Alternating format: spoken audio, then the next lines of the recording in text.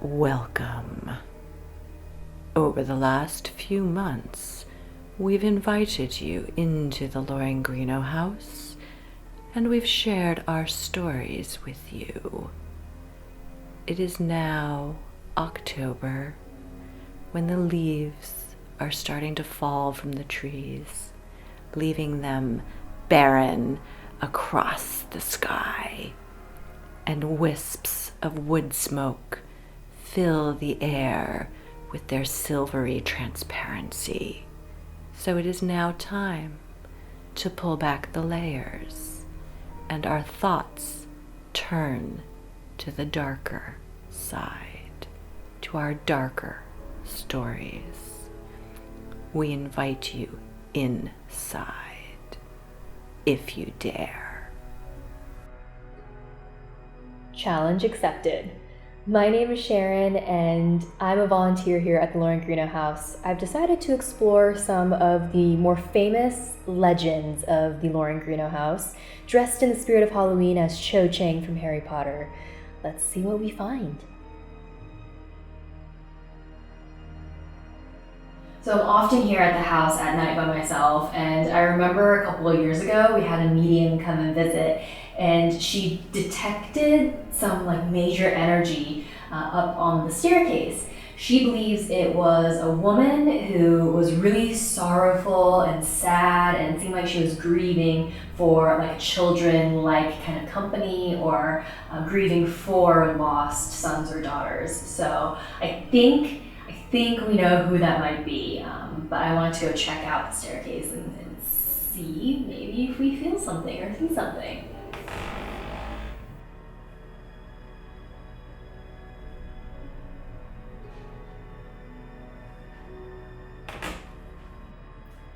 Well, that was a little weird. Okay, well, we're gonna go over there where that creepy thing happened. Awesome. Follow me.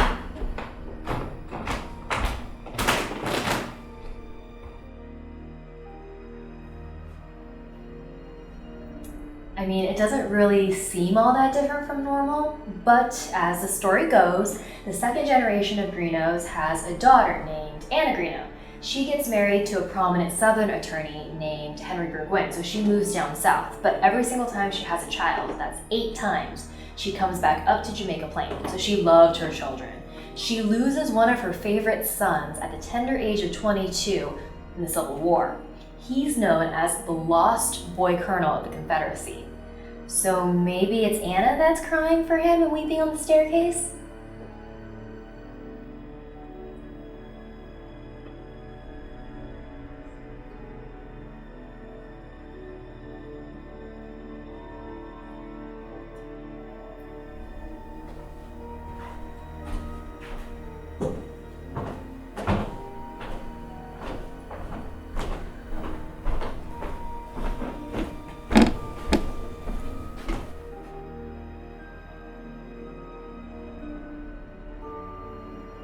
So not many visitors have come through and said that they felt anything or felt strange, but there is one place that collectively makes people feel uncomfortable, volunteers, visitors alike, and that is the doll room.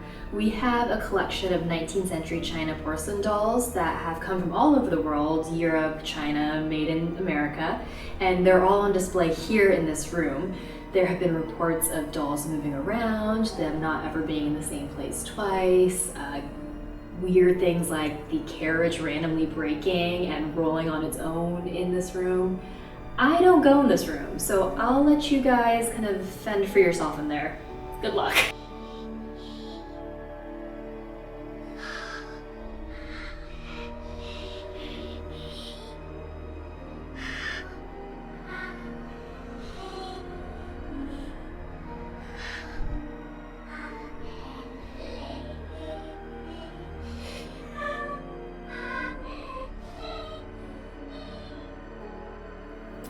This landing is supposedly one of the main spots that the Weeping Woman haunts.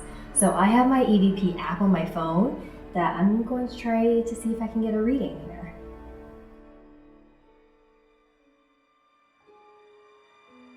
I'm not really getting anything here, so I'm actually going to try to test downstairs, which is another part of the house that allegedly has a lot of paranormal activity. Let's go.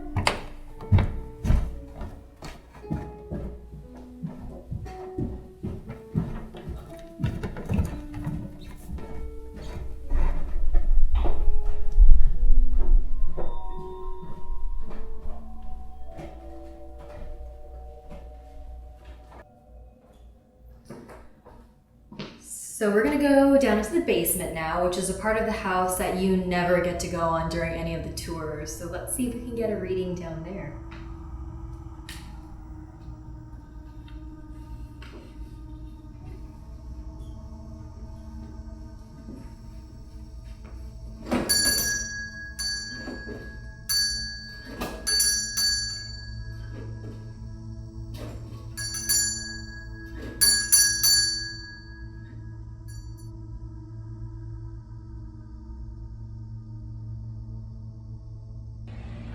So made it down to the basement. The basement has a couple parts to it that is a little bit creepy, and we had ghost hunters here before say that they picked up some energy around this particular wall. So let me just show you. There's all this graffiti from people who have lived here before.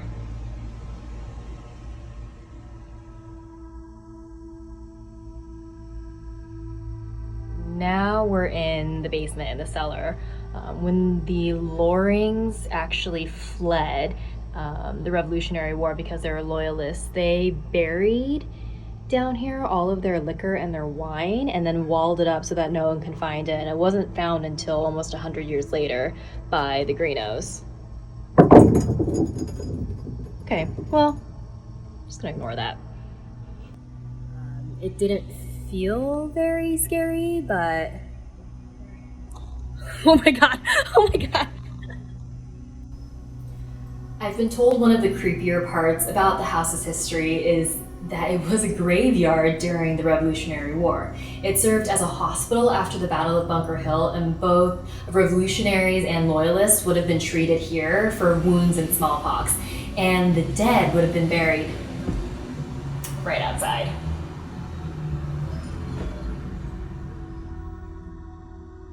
And there the Patriots laid for well over a century, until, with the parcels of land being sold off, the tea came to Jamaica Plain. The bodies were in the way. The bodies were disinterred. But where were they reinterred? Where are those patriots now?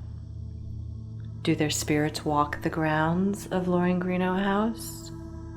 Does a cool night with a full moon entreat them to wander through the orchard again?